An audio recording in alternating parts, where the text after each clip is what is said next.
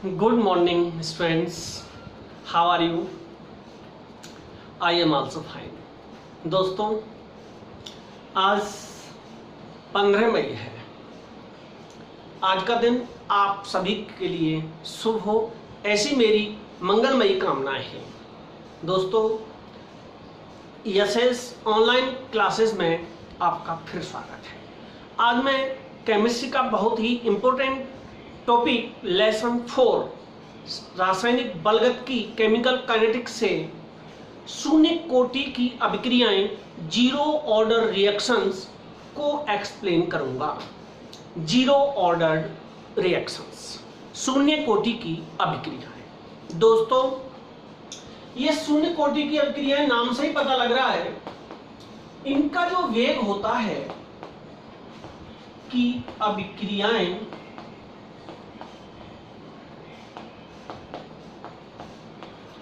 इनका जो वेग होता है ना, इन अभिक्रियाओं का, वो अभिकारकों की सांद्रता पर निर्भर नहीं करता। तो क्या लिख सकते हैं हम दोस्तों? वे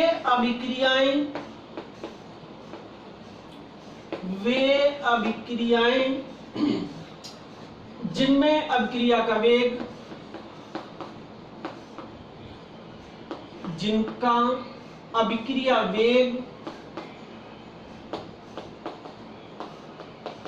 जिनका अभिक्रिया वेग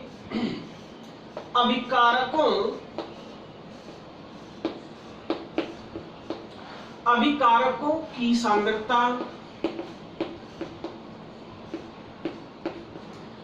पर निर्भर नहीं करता,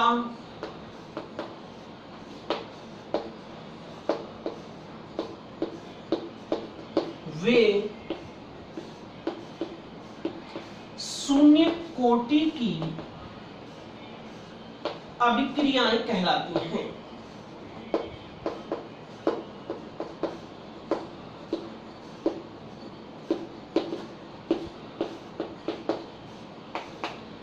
वे अभिक्रियाएं जिनका अभिक्रिया वेग अभिकारकों की सांद्रता पर निर्भर नहीं करता, वे शून्य कोटि की अभिक्रियाएं कहलाती हैं। अर्थात मैं क्या लिख सकता हूं इसको दोस्तों, शॉर्ट में इसे मैं क्या कह सकता हूं कि इनमें वेग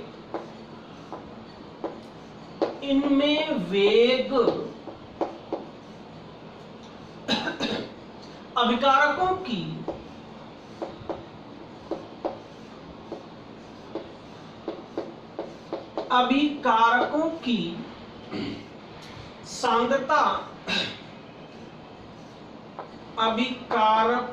की सांद्रता के शून्य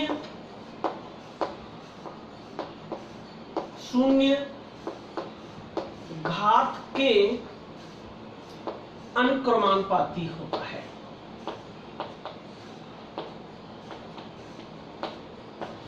शून्य घात के अनुक्रमानुपाती होता है। तो दोस्तों, कैसे होता है?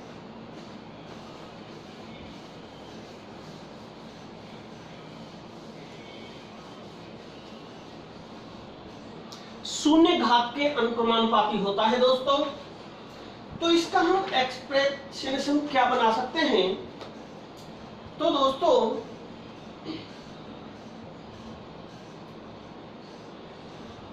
शून्य कोटि की अभिक्रिया को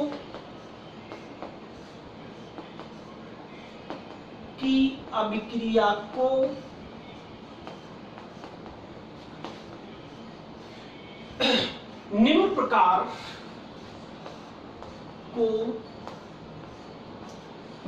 प्रकार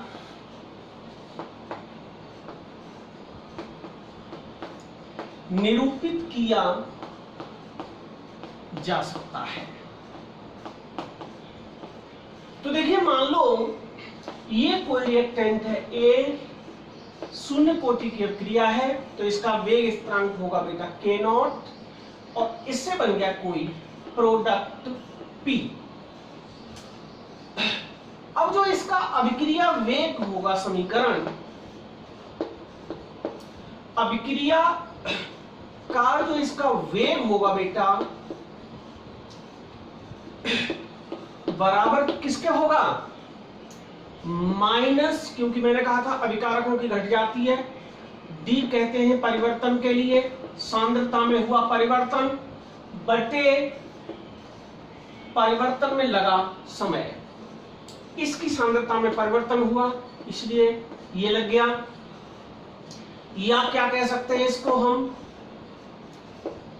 dx, इसको dx अपॉन dt किसके समानुपाती हो गया, a की घात शून्य के समानुपाती। शून्य कोटि की अभिक्रियाओं में क्या करते हैं बेटा, जो घात होती है, मैंने कल आपको बताया था, पहले लेक्चर में मैंने आपको बताया था, जो घात होती है वही अभिक्रिया की कोटि होती है। तो इसका यह समीकरण हमारा बन गया। जब हम इस चिन्ह को हटाएंगे तो क्या लिख सकते हैं बताइए, dx upon dt, dx upon dt बराबर, इसकी जगह पर ये वाला कांस्टेंट लगा देंगे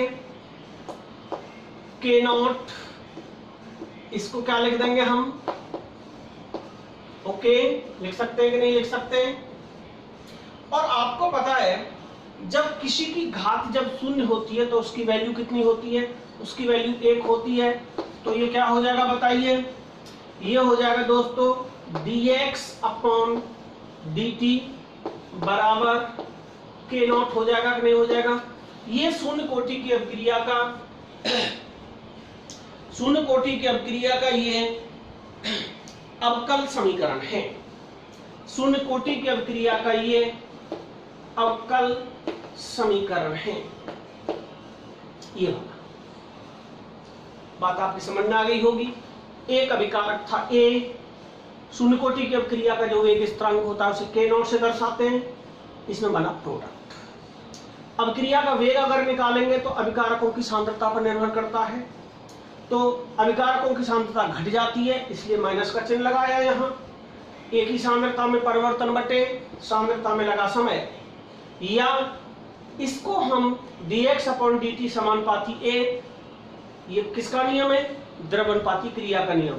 किसी पदार्थ के अभिक्रिया करने की दर उसके सक्रिय द्रव्यमान के समानुपाती होती है।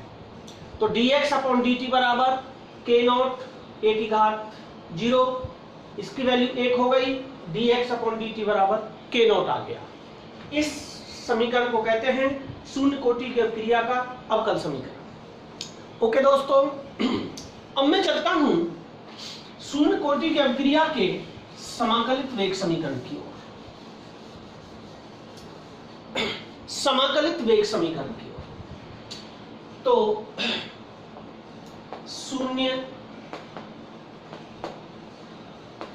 कोटि की अभिक्रिया का समाकलित वेग समीकरण। समाकलित वेग समीकरण, देखिए जो अभी हमारा समीकरण आया था, जो अवकल समीकरण था, हम जानते हैं कि उसे लिख लेते हैं, क्या था बताइए, जो अभी वाला जो वेग समीकरण था हमारा, dx अपॉन dt बराबर k नॉट था कि नहीं, अवकल समीकरण यही था ना बेटा। इसको हम क्या लिख सकते हैं, इसमें से हम dx की वैल्यू निकालें, क्रॉस मल्टीप्लाई कर दें, तो dx बराबर क्या हो जाएगा मुझे बताइए आप, इनका मल्टीप्लाई हो जाएगा ना, k नॉट dt हो जाएगा कि नहीं हो जाएगा, k नॉट dt हो गया, इसे कहते हैं समीकरण 1। ओके, अब दोस्तों अब इसका हम समाकलित कर दें, समाकलित करने पर क्या हो जाएगा, ये वाला जो चिन्ह होता है आपने खूब पढ़ा होगा, इसे समाकलन चिन्ह बोलते हैं, यहां लगा दिया, dx बराबर k नॉट कांस्टेंट होता है, उसे छोड़ करके यहां लगा देंगे, समझ में आ गई होगी बात। हम समाकलित जब करेंगे तो यहां चिन्ह लगा दिया dx पर, यहां लगा दिया dt पर। दोस्तों इसको हम क्या लिख सकते हैं, अगर हम समाकलित नियतांक का पालन करें, इस चिन्ह को अगर हम हटाएं तो क्या हो जाएगा, ये d को लेकर के यहां से रिमूव हो जाएगा, तो वहां क्या बचेगा बताइए, यहां क्या बचेगा x, x बराबर, और बताइए क्या बचा बेटा, x बराबर k note t plus c आएगा कि नहीं आएगा। यहां जो है x बराबर k note t plus c आ गया, ये चिन्ह हटाया, d को लेकर के अलग चला गया, यहां रह गया बेटा x, तो x आ गया, k नोट, यहां d हट गई तो t बचा, प्लस c, इस चिन्ह को हटाते हैं तो हमारा ये बन जाता है, इसे मान लिया हमने समीकरण नंबर 2। यहां तक आप समझ लें इसे। प्रॉब्लम कहीं आए तो मुझे कमेंट्स के द्वारा आप लोग पूछना।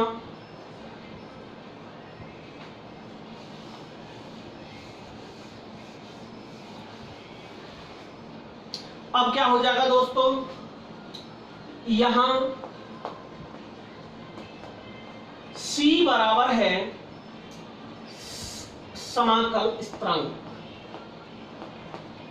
समाकल स्थिरांक है, c बराबर है समाकल स्थिरांक। इसका मान ज्ञात करने के लिए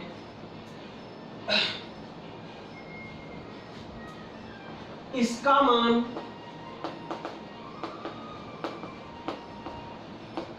ज्ञात करने के लिए प्रारंभिक स्थितियां, प्रारंभिक दशाएं लेते हैं, आरोपित करने पर प्रारंभिक दशाएं क्या होती हैं, अगर t बराबर 0 शुरुआत, तो x बराबर भी 0, तो दोस्तों c बराबर भी 0 हो जाएगी। इस प्रकार समीकरण 2 से